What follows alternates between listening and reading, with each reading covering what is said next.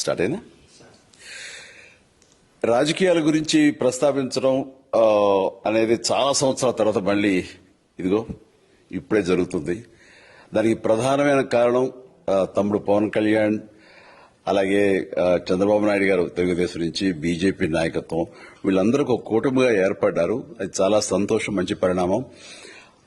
ఈ సందర్భంగా మరీ ముఖ్యంగా ఈ రోజున నేను ఇట్లాగా మాట్లాడడానికి ప్రధానమైన కారణం నా మిత్రుడు, చిరకాల మిత్రుడు సీఎం రమేష్, అట్లాగే పంచగల్ రమేష్ రాజకీయంగా అరంగేట్రం చేసింది నా బ్లెస్సింగ్స్ తోటి.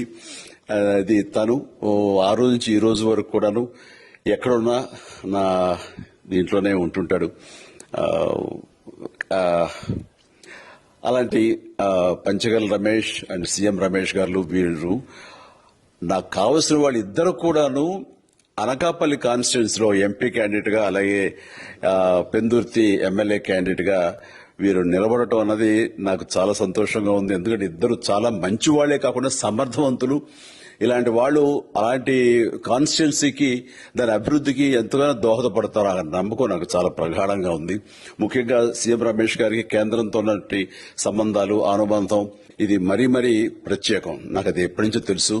వారి గురించి నేను వింటూనే ఉన్నాను, చూస్తూనే ఉన్నాను.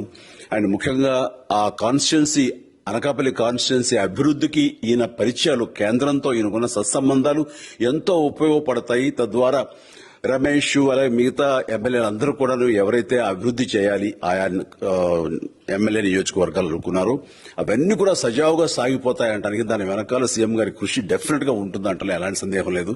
అండ్ వీరి నాయకత్వంలో మిగతా వాళ్ళ ఎమ్మెల్యేలు అందరూ కూడాను కలిసికట్టుగా అనకాపల్లి అభివృద్ధికి ఎంతగానో దోహదపడతారు అండ్ రిజల్ట్ చూపిస్తారన్న ప్రగాఢ విశ్వాసం ఉంది. కాబట్టి వీళ్ళిద్దరి గురించి ఈరోజు ప్రస్తావిస్తున్నాను. మీ అందరి ఆశీస్సులు వీళ్ళకి ఉంటాయని ప్రగాఢంగా నమ్ముతూ సెలవు తీసుకుంటాను. ప్లీజ్ వారిని గెలిపించండి. అనకాపల్లి నియోజకవర్గం యొక్క అభివృద్ధిని మనందరం చూస్తాం. అంతేకాదు నాది చాలా పెద్ద కోరిక, ఆంధ్రప్రదేశ్ అభివృద్ధి పథంలో ముందుకు వెళ్లాలి. దానికి గాను మీరందరూ నడుము బిగించండి. మీరందరూ కూడాను ఇలాంటి వారికి ఓటు వేసి మీరు గెలిపించి అన్ని రకాలుగాను మీ యొక్క ఆశీస్సులు వీళ్ళకు ఉన్నాయి అన్న భావాన్ని మా అందరికీ, ఆ నమ్మకాన్ని మాకు కలిగించండి. జై హింద్.